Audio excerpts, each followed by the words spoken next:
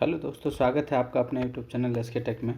चलिए दोस्तों, मैं आज बात करने वाला हूँ बेल्ट्रॉन में इतना रिजल्ट में इतना विलम्ब क्यों, इतना देरी क्यों है। बहुत सारे स्टूडेंट्स का कि रिज़ल्ट कब तक आएगा इस पर तो मैं आज बात करूँगा कि चलिए सबसे पहले मैं बता दूँ कि यदि आप चैनल पर नए हैं तो चैनल को सब्सक्राइब करके बेल आइकन दबा लीजिए। बेल्ट्रॉन संबंधित सबसे पहले अप टू डेट मिलता रहेगा आपको, और वीडियो को स्किप मत कीजिएगा, अन्यथा कुछ समझ में नहीं आएगा। मैं आज इस वीडियो बहुत इम्पोर्टेंट और ख़ास होने वाली है, क्योंकि मुझे वीडियो बनाने का कोई मकसद नहीं था, लेकिन मैं बता दूं कि आपका बेल्ट्रॉन में यदि आपका पैनल में नाम भी आ जाता है तो आपका ज्वाइनिंग होने में लगभग 1 साल से ऊपर भी लग सकता है। वो कैसे, तो मैं आपको बताने की कोशिश करूँगा।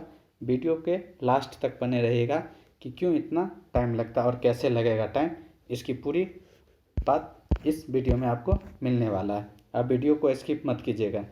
चलिए मैं बता दूं कि किस प्रकार से होता है, आपका 1 साल लग जाता है वीडियो में। देखिए, एक लेटर्स है यहाँ जो कि 2021 की है ना, 26/2/2021, यानी कि 2021 में आया था। देखिए क्या है इस लेटर में, मैं जान लूँ, समझने का कोशिश करता हूँ। नए प्रोग्रामर एवं डाटा एंट्री ऑपरेटर अभियोजना है, संबंधित सूचना दिनांक 26/2/2021 का। Bihar state electronic development corporation limited man power agency के माध्यम से सरकार के विभिन्न कार्यालयों निकायों की याचनाओं के विरुद्ध संविदा के आधार पर प्रोग्रामर डाटा एंट्री ऑपरेटर की सेवाएं उपलब्ध कराता है। यानी कि बेल्ट्रॉन जो है मैन पावर उपलब्ध कराता है, जो कि आपका जो है विभिन्न कार्यालयों में data entry operator, IT boy, ये सब का जो है प्रोग्रामर सबका मैन पावर देते हैं बेल्ट्रॉन। सबसे पहले इनके साथ क्या होता है, जिसके लिए बेल्ट्रॉन क्या करती हैं, CBT कंप्यूटर बेस्ड टेस्ट लेती हैं। इसके बाद CBT परीक्षा में सफल होने के बाद अभ्यर्थी का टाइपिंग की टेस्ट ली जाती हैं। अब CBT एवं टाइपिंग दोनों परीक्षाओं में सफल अभ्यर्थियों का एक फुल पैनल तैयार करता है। पैनल तैयार करने के बाद क्या होता है, पूल तैयार करने के बाद इनका डॉक्यूमेंट मैनुअल तरीके से वेरिफिकेशन किया जाता है, जिसके जैसा कि मैं पहले होता था क्या, एक बात, पहले की जो प्रक्रिया थी कि जो भी काजें होती थी मैनुअली होती थी। अब जो है 2021 से जो है क्या हो गया, सारे डॉक्यूमेंट्स जो कंप्यूटर बेस्ड। अब जो भी कोई न्यूज़ भी निकालता है, कोई नोटिफिकेशन निकालता है तो ऑनलाइन ही निकालता है कंप्यूटर से। पहले की प्रक्रिया में अब की प्रक्रिया में जो बेल्ट्रॉन में बहुत सारे अंतर आ गया है ना। तो देखिए क्या है, इस पर मैं बता दूं कि आपका जो यहाँ दिया गया है 2021 से क्या लागू हो गया है कि पैनल तैयार करने में ऑटोमेटिक तरीके से ERP के माध्यम से किया जाता था, है ना। इसे मैनुअली करके अपना सब कर लेता था। ERP सॉफ्टवेयर में मुख्यतः निम्नलिखित 3 बिंदुओं के आधार पर अभ्यर्थियों का नियोजन किया जाता है। अब जो है ERP जो 2021 से जो लागू किया ERP सॉफ्टवेयर के माध्यम से, इसमें क्या है, सबसे पहले आपको रजिस्ट्रेशन करवाता है। पहले तो नोटिस निकलता है फॉर्म भरने का, इसके बाद आपका रजिस्ट्रेशन करवाता है, जो कि रजिस्ट्रेशन बेल्ट्रॉन में आपको पता ही होगा 1000 का होता है, जो स्टूडेंट्स किए होंगे सबका। इसके बाद होता है 100 पॉइंट रिजर्वेशन पोस्टर।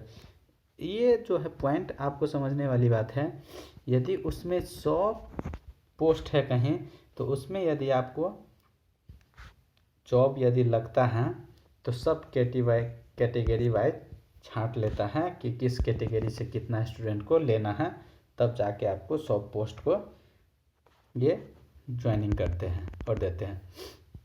तीसरा पॉइंट है आपका 2 डिस्ट्रिक्ट। जैसे मैंने पिछले वीडियो में बताया, उससे पिछले वीडियो में बताया था कि यदि आपका इस बार रिजल्ट होता है तो आपका KYC जो करने जाइएगा, KYC, तो उसमें आपको डिस्ट्रिक्ट चुनने को मिलेगा। 3 डिस्ट्रिक्ट, जो 3 जिला आप चुनिए जहाँ आपको ज्वाइनिंग सिलेक्शन लेना हो, 3 डिस्ट्रिक्ट आप चुनिए, वही डिस्ट्रिक्ट होता है। तो जो डिस्ट्रिक्ट चुनता है उसके अकॉर्डिंग, मान लीजिए जैसे दरभंगा हुआ, मुजफ्फरपुर हो गया, पूर्वी चंपारण हो गया, तो आप जिस डिस्ट्रिक्ट से हैं, मान लीजिए दरभंगा में आ गया आपका, दरभंगा में अधियाचना है, वहाँ सीट खाली है, तो आप चूज किए हैं तो आपको दरभंगा में जॉब मिल जाएगा। ये हो गया। अगला पॉइंट मैं बता दूं, आगे समझने की प्रक्रिया है। पंजीकरण 1 वर्ष एवं पंजीयन संख्या के आधार पर ERP सिस्टम एवं वर्चुअल एम्प्लॉय ID क्रिएट करता है। एक बात यहाँ देख लीजिए, पहले क्या था, पहले की जो प्रक्रिया थी उसमें क्या होता था कि आपका जो है मैनुअली ही बना देता था, जो रजिस्ट्रेशन होता था ना उसी से आपका एम्प्लॉय ID। अब जो है जो रजिस्ट्रेशन किया जाता है तो इस ERP सिस्टम सॉफ्टवेयर के माध्यम से आपका एक एम्प्लॉय ID क्रिएट कर देगा। इसके बाद आपको जो है अनडिप्लॉयड KYC ERP सिस्टम से सत्यापन किया जाएगा, जी कि DO का वार्षिक वितरण देखिए इस तरह से है। जैसे रजिस्ट्रेशन हुआ है 2013 में, तो उसमें 28 स्टूडेंट का, 14 में 54 का, 15 में 38 का, 16 में 144 का, 18 में 2 का, 19 में 67 34 का। इस तरह से रजिस्ट्रेशन होता गया और ज्वाइनिंग की प्रक्रिया चलती रही। अब आगे की प्रक्रिया है, ERP द्वारा उक्त विभिन्न वर्षों में पंजीयन कराए हुए अभ्यर्थियों में से पहले पंजीकरण कराए अभ्यर्थियों को भत्ता देते हुए समांतर प्रशासन विभाग द्वारा जारी किए गए 100 बिंदुओं आरक्षण रोस्टर एवं अभ्यर्थी द्वारा चयन किए गए जिले में को ध्यान में रखते हुए उनकी प्रतिनियुक्ति कराई जाती थी। पहले क्या था कि जो आपका पहले जो होता था कि जो पहले रजिस्ट्रेशन किया है पहले उसका ज्वाइनिंग होता था, पहले आओ पहले पाओ, पहले आओ पहले पाओ, ऐसा होता था। लेकिन अब जो है, अब इस तरह की प्रक्रिया को समाप्त कर दिया गया है। अब जो है अब क्या है, आपका CBT प्लस टाइपिंग टेस्ट दोनों का आंसर आता है, उसके अकॉर्डिंग आपका सूची में नाम पैनल बनता है। और एक बात तो फिक्स है कि जिसका हिंदी टाइपिंग है, जिसका हिंदी है उसका नाम पहले रहेगा, जो बेस्ट है। इसके बाद और सबसे पहले दोनों वाला का, इसके बाद हिंदी, इसके बाद इंग्लिश वाला। इंग्लिश वाला का भी रहेगा, ऐसा नहीं है, लेकिन उनके बाद रहेगा। आप घबराइएगा नहीं, इंग्लिश वाले केवल इंग्लिश वाले। आगे की पॉइंट में बात कर लो।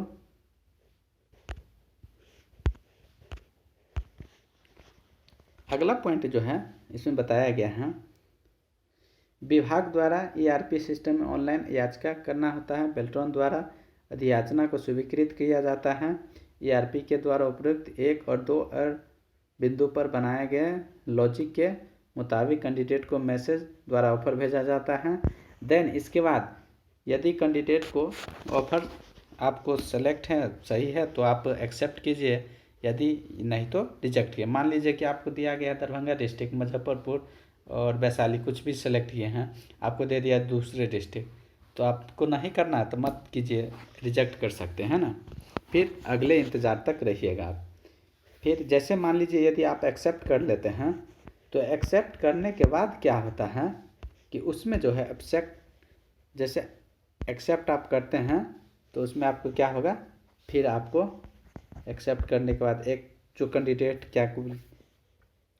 ये उर्मिला से आपका ज्वाइनिंग होगा, आपको वहाँ से कॉल जाएगा कि आप अपना आके ज्वाइनिंग लेटर ले जाइए। इस तरह से जाता है।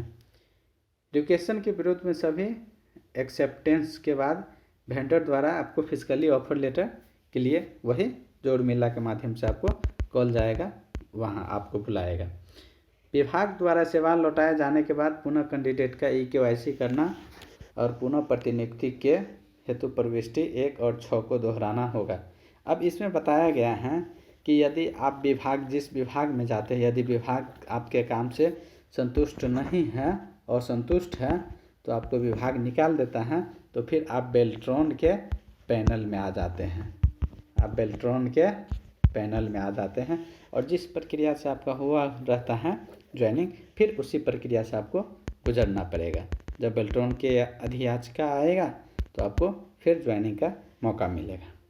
अभी बेल्ट्रॉन के पास लगभग 2019 की दक्षता परीक्षा में सफल डाटा एंट्री ऑपरेटर की संख्या 6734 है को KYC सत्यापित कर चुका गया है। साथ ही 2019 से पहले दक्षता परीक्षा की सफल 266 डाटा एंट्री ऑपरेटर, 261 प्रोग्रामर तथा KYC सत्यापित किया जा चुका। KYC सत्यापित डाटा एंट्री ऑपरेटर के प्रोग्राम में स्टेनोग्राफर का वरीयता सूची बेल्ट्रॉन के वेबसाइट पर प्रकाशित है। इसी सूची से जनवरी 2021 माह में प्रतिनियुक्ति की जा रही है। चलिए आगे मैं बता दूँ, आगे के पॉइंट समझ लो। ऐसे आपको यदि ये बहुत लंबा वीडियो हो जाएगा, है ना। अब देखिए प्रत्येक वर्ष जो है इसमें क्या होता है कि 1500 ही स्टूडेंट को ज्वाइनिंग हो। जिस तरह से यहाँ बताया गया है औसतन 1500, यदि मान लीजिए 1500 हैं तो आपको देख लीजिएगा, यदि 1501 से लेके आप 1500 के बीच में आपका पैनल में नाम है तो समझिए कि फर्स्ट में आपका ज्वाइनिंग हो जाएगा। यदि 1500 से 2000 के बीच में है तो सेकेंड लिस्ट में समझिएगा आपका ज्वाइनिंग होगा। इस तरह से ज्वाइनिंग का प्रोसेस होता है। और चलिए मैं बता दूं, यदि ये वीडियो आपको PDF डाउनलोड करना है, पढ़ना होगा बढ़िया से, तो आप मेरे व्हाट्सएप चैनल और या इंस्टाग्राम के लिंक मैं वीडियो के डिस्क्रिप्शन में दे दूंगा, वहाँ से जाकर के आप डाउनलोड कर सकते हैं। Thank you. वीडियो अच्छा लगा तो लाइक और शेयर ज़रूर कर दीजिएगा। फिर मिलते हैं नेक्स्ट वीडियो में। जय हिंद दोस्तों।